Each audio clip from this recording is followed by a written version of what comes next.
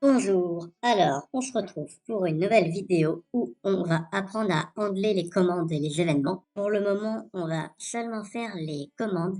Je vais vous montrer comment faire petit à petit. Donc on se retrouve dans notre dossier bot qu'on a créé dans le premier épisode. Donc on se retrouve dans l'index et on va tout de suite commencer par rajouter un nouveau dossier qu'on va appeler loader avec un S, un autre dossier qu'on va appeler commande.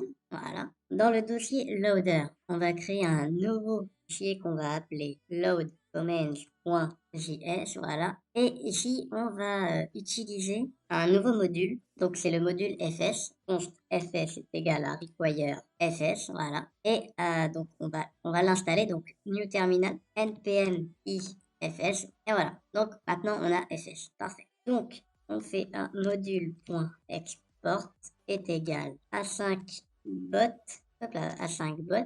Voilà. Donc on va utiliser le module fs.readdir5./command.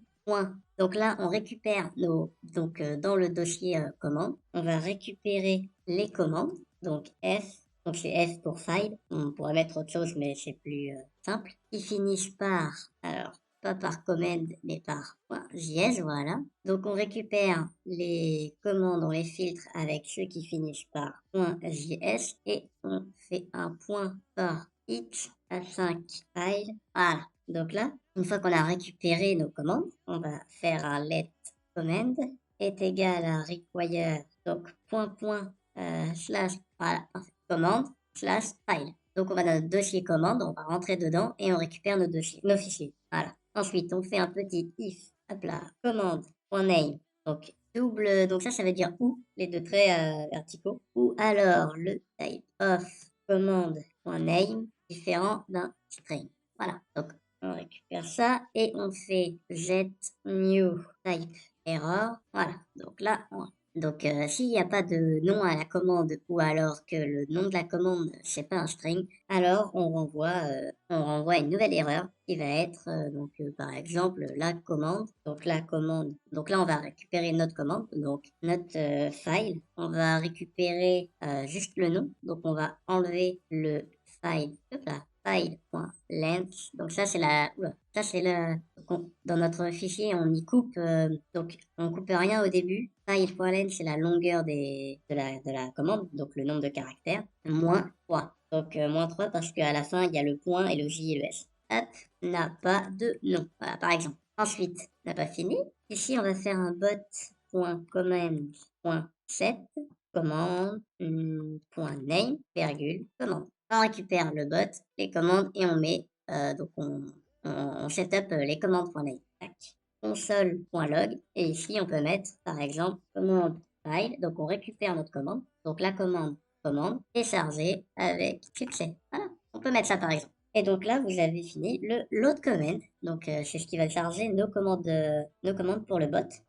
Donc ensuite, donc par exemple, on peut faire notre première commande. Donc load commande, les loaders c'est fini. Donc dans nos commandes, on va créer une nouvelle commande qui va s'appeler par exemple ping.js, voilà. Donc tout d'abord, on rappelle que const discord est égal à require discord.js, obligatoire, module.export, donc ça, le nom de notre commande.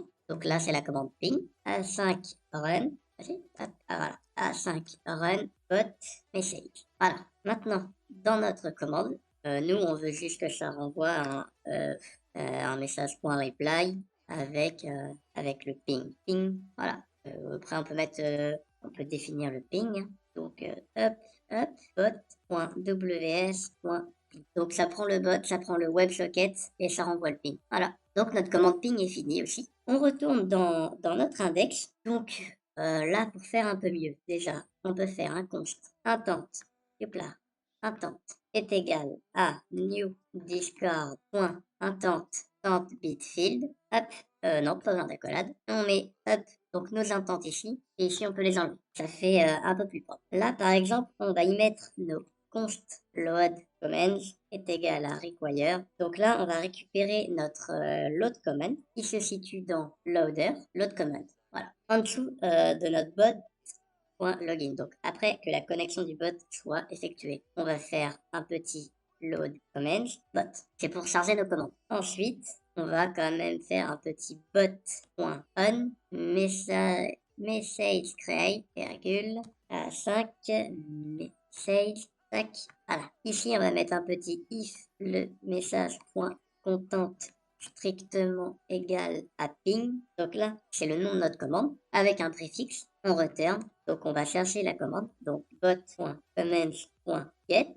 Donc ici, on va récupérer notre commande ping et on va la run. Run bot message. Et voilà. Et donc avec ça, notre bot peut démarrer tout seul. Donc voilà. Et donc ici, donc juste avant notre bot, on va définir bot.commands est égal à new discord.collection. Voilà, maintenant, nous pouvons démarrer notre bot, donc node.